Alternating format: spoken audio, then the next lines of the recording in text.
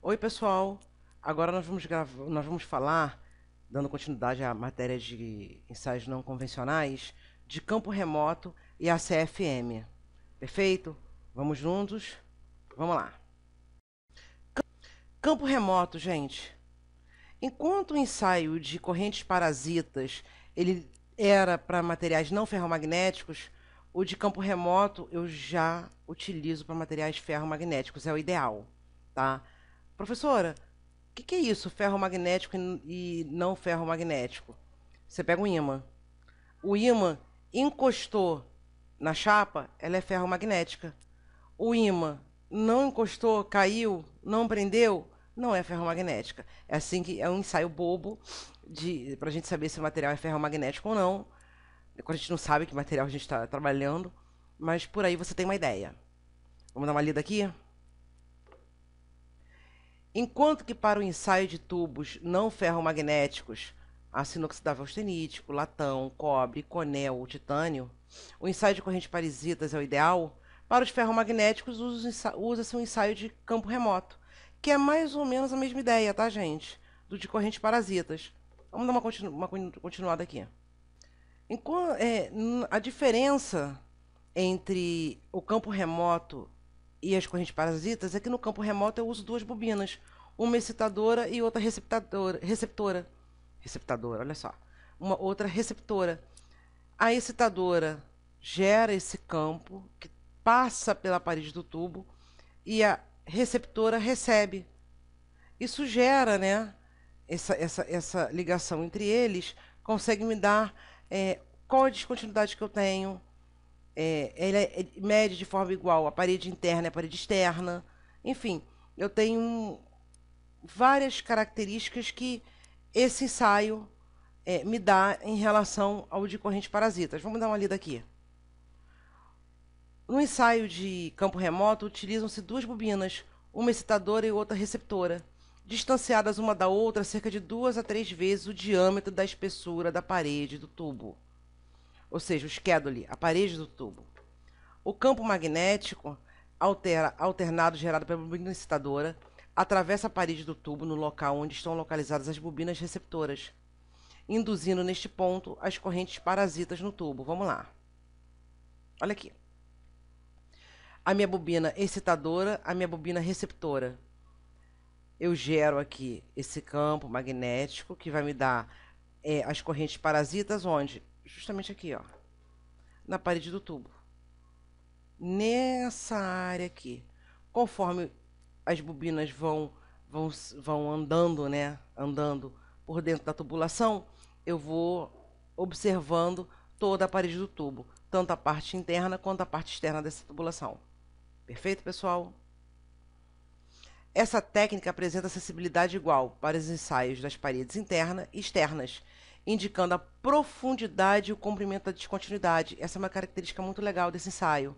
Eu consigo saber, além da localização, a dimensão real dessa descontinuidade. Além disso, ele me dá a corrosão em ambas as paredes, ou seja, interna e externa, e a perda de espessura da parede do tubo. Essa perda de espessura não é tão incomum em tubulações não, tá, pessoal? Por causa dos fluidos que são transportados. Você já sabe, tubulações, elas existem para transportar fluidos, sejam eles líquidos, particulados ou gasosos. Além de eu ter essa facilidade, eu consigo ensaiar uma gama muito grande de materiais, maior do que o de campo remoto. Tá bom, pessoal? Essa técnica também detecta cavidades e falhas na parede externa na parte oculta das chincanas. Essa técnica é adequada para tubos de aço carbono de baixo e alto teor de carbono, aços ligados, aços inox ferríticos, níquel, e outros materiais ferromagnéticos.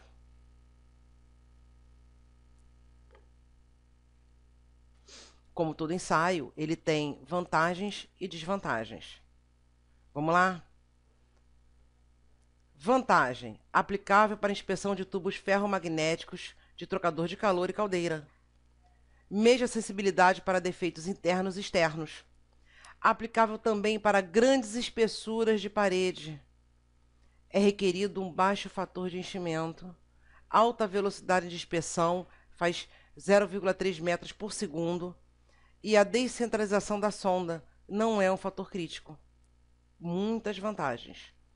Desvantagens: pouca sensibilidade às sondas no efeito lift-off e não é aplicável a materiais não ferromagnéticos.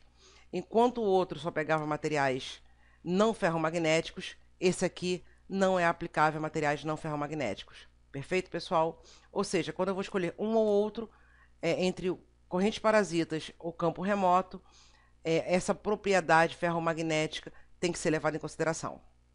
Bom, vamos passar agora para o ensaio ACFM, pessoal. Vamos lá? Para que ele serve? Ele é ideal para eu ter um dimensionamento de uma descontinuidade. Eu vou ter a profundidade, né, e o comprimento dela, desde que ela aflore a superfície. Para pregar trincas de fadiga, por exemplo, ele é o ideal. Porém, apenas trincas simples, ramificadas ou múltiplas, ele não vai pegar. Vamos lá, pessoal? Técnica utilizada para detecção, avaliação de profundidade e dimensionamento de descontinuidade que aflora a superfície. Especialmente indicada para soldas em vaso de pressão, estruturas, tubulações de aço comum, inox. Não requer preparo de superfície nem remoção de pintura, o que já facilita o ensaio. Perfeito, pessoal? Ou seja, tá lá minha superfície. Ela pode estar oxidada? Pode. Ela pode estar com pintura? Pode. Isso já economiza tempo e dinheiro. E dependendo do tamanho da estrutura, né, gente, nem sempre dá para retirar toda a pintura que protege essa estrutura. Imagina uma ponte, por exemplo. Vamos lá? O ACFM é uma técnica eletromagnética utilizada para a detecção de descontinuidades superficiais em materiais condutores. A sonda ACFM induz uma corrente elétrica uniforme no material a ser inspecionado, o qual, por sua vez, produz um campo magnético que sofre alterações e flui ao redor das arestas das descontinuidades presentes. Pequenos sensores são montados dentro das sondas, os quais são utilizados para detectar essas alterações de campo magnético.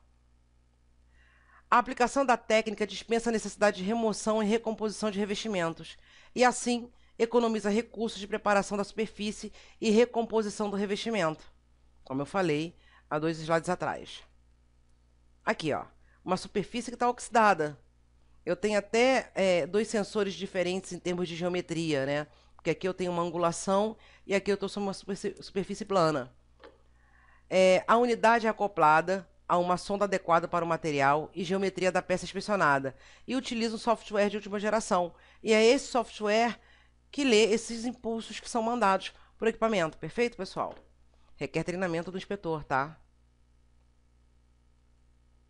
A capacidade de avaliar a posição, localizar anomalias e detectar suas dimensões, profundidade e comprimento em tempo real torna um método altamente eficiente para inspeções superficiais. Como todo ensaio, ele possui vantagens e desvantagens. Que vantagens são essas? Olha só, algumas a gente já falou ao longo desses slides, mas vamos lá. Detecção e dimensionamento preciso de trincas de fadiga em aço, desde que abertas para a superfície. Pode ser usado sobre superfícies com revestimentos isolantes elétricos, com espessura de até 10 milímetros. Se você parar para pensar, não é uma espessura pequena. É um revestimento com uma espessura relativamente grande. Pode ser usado independente da luminosidade, ou seja, o ambiente pode estar um pouco escuro. Eu não preciso de uma iluminação artificial para auxiliar esse ensaio. Pode ser usado em outros tipos de materiais como alumínio, ácido plex, titânio. Perfeito? Só precisa que eu faça algumas correções lá na minha leitura. Não é afetado pela direção que a trinca assume, tá? Digamos que na superfície ela esteja numa direção e abaixo da superfície ela siga outra. Isso não vai afetar. Ela pode estar assim, ela pode estar assim. Isso independe da posição dela. Eu vou conseguir, passando o sensor, eu vou pegar essa trinca, eu vou pegar essa descontinuidade. E é um processo fácil de ser automatizado. Perfeito, pessoal? Desvantagens. Ele não pode ser utilizado em materiais não condutores, tá? Não detecta descontinuidades que não estejam abertas à superfície. Eu não consigo dimensionar trincas ramificadas ou múltiplas. Eu sei que ela está lá, mas eu não consigo dimensionar exatamente essa trinca ramificada ou múltipla. Não detecta de forma confiável, principalmente na parte soldada, de materiais ferríticos, trincas com comprimento menor do que 10 milímetros e profundidade inferior a 1 milímetro, ou seja, trincas muito pequenas. Trincas perto das bordas só são detectadas se usar uma sonda padrão. Então rola aí a experiência do inspetor de levar mais de uma sonda. E é difícil o dimensionamento de trincas cujas extremidades não possam ser perfeitamente definidas. Aí é que a gente fala das trincas ramificadas ou múltiplas. Por isso que a gente passa a entender por que eu não consigo dimensionar perfeitamente essas trincas. Perfeito, pessoal?